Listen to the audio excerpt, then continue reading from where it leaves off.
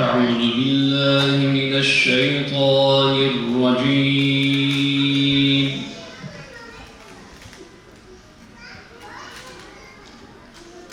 بسم الله الرحمن الرحيم.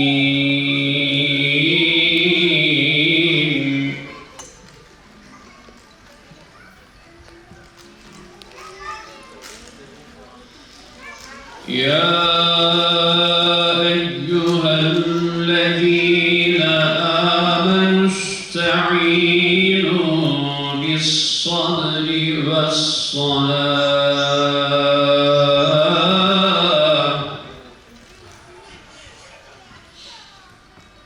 إن الله مع الصابرين.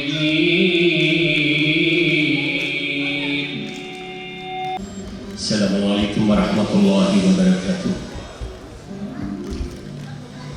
Selam sana, şehadetin öğretmeni ey Hüseyin. Selam sana, cennet gençlerinin efendisi ey Hüseyin. Seni anmak, İslam ümmeti için bir berekettir. Bir Muhammed'i yürürsün, zulme boyun eğmeden. Hüseyin Irak değil ki Muhammed ehliyle. Beni buralara siz çağırdınız. Müslümanlar, hani nerede ahdiniz bir adı? Resulullah Ceddin değil mi? Ebu Turab Ebin değil mi? Bu davam hak değil mi? Allah Hüseyin bendendir, ben de Hüseyin'den. Hüseyin tabi bir taife tarafından kırdılar kanadım kol. Ben her ceddinin ağlasını savundum. Euzubillahimineşşeytanirracim. Bismillahirrahmanirrahim. Allah'ın selamı, rahmeti ve bereketi üzerinize olsun. Kerbela hadisesi belki de insanlık tarihinin en acı hadiselerinden birisidir. Şimdi biz bu hadiseyi aldığımız zaman şüphesiz ki İmam Hüseyin'i katledenleri lanetle anlıyoruz. Ve aynı zamanda o olaya sessiz kalan, o olay karşısında bir bedel ödemeyi göze almayan, dünyanın esiri olmuş olan zavallıları da şiddetli bir şekilde kınıyoruz. Elbette bu düşünce, bu yargılama yerinde bir yargılamadır.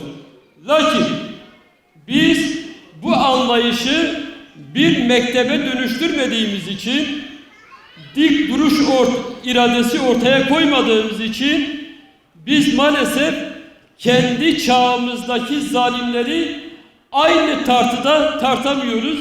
Onlara karşı gerekli olan duruşu ortaya koymuyoruz. Yani tarihte yaşamış olan zalimleri lanetlerken, onları mahkum ederken kendi çağımızda yaşayan zalimlere karşı gereken duruşu ortaya koyamıyoruz. Niye?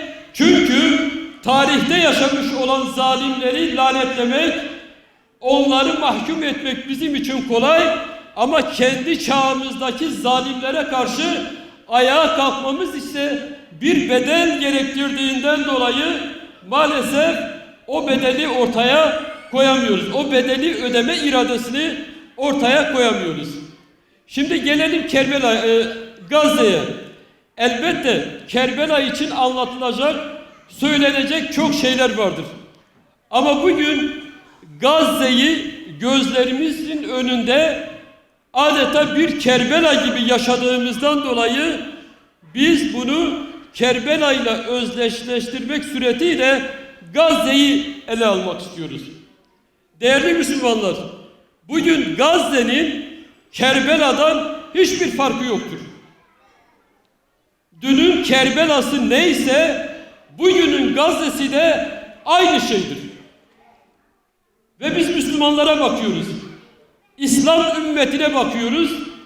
Adeta Kerbela'da İmam Hüseyin ve yarenleri nasıl ki yalnızlığa terk edilmişse, çok az sayıda Müslüman hariç, muvahhid, yiğit ve kahraman Müslümanlar hariç onları istisna tutuyoruz. Onun dışındaki 2 milyar Müslüman adeta bu hadiseyi o Kerbela'dakilerin zilletiyle seyrediyor. Maalesef ortadaki tablo budur. Evet, biz Yezid'i lanetliyoruz. Yezid'in ordusunu lanetliyoruz. Sessiz kalan Küfe halkını lanetliyoruz. Ama Gazze'ye gelince Gazze için bir şey yapmıyoruz. Değerli dostlar, Gazze sadece Kerbela sadece tarihi bir olay değildir.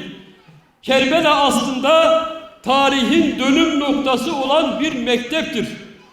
Mazlumların, mustazafların zulme ve egemen güçlere karşı baş kaldırısının simgesi olan bir mekteptir. İşte bunu bir mekteple ele almak lazım. Hazreti Hüseyin'in kıyamını bu bilinçle okumak lazım ve onun mesajını kendi asrımızda yaşayıp gelecek nesillere taşımamız lazımdır. İşte Kerbela'yı anlamak budur. Ve emin olun ki Kerbelalar unutulduğu müddetçe, Kerbelalar aslına uygun, Hüseyin'in vermiş olduğu mesaj çerçevesinde okunmadığı müddetçe bu zulümler devam edecektir. Kerbela hadiseleri devam edecektir. Tekrar tekrar Kerbelalar yaşanacaktır. Her bir Kerbela unutulduğu zaman bunlar yeni birer Kerbela'nın habercisidir. O halde diyoruz ki madem biz belli bir anlayışa, belli bir duruşa, belli bir mektebi anlayışa sahip isek, o halde Kerbela'nın vermiş olduğu mesajı günümüze taşımamız lazım. O mesajı günümüze taşımamız lazım. Ve bugün eğer ki Müslümanlar Gazze'de kuşatılmışsa, dünyanın müstekbirlerinin desteklemiş olduğu Siyonistler Gazze'de kardeşlerimizi kuşatmışlarsa, bizim de Hüseyin'i bir ruh ile orada kuşatılmış olan Hüseyin'in mesajına sahip çıkan onun takipçilerine, onun fedailerine sahip çıkmamız lazımdır. Evet, burada özellikle zihni yozlaşmaya dikkat çekmek istiyoruz. Biz bakıyoruz ki ortada bir vaka var. Herkesin gönlü yaralı ama ayağa kalkmak yok.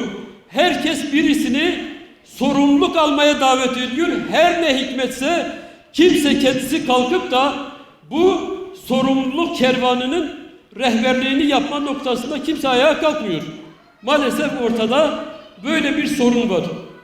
Değerli dostlar, emin olun ki bunun vebali çok büyüktür. Bunun vebali çok büyüktür. Ve diyoruz ki Kerbela'da o hadise yaşandığı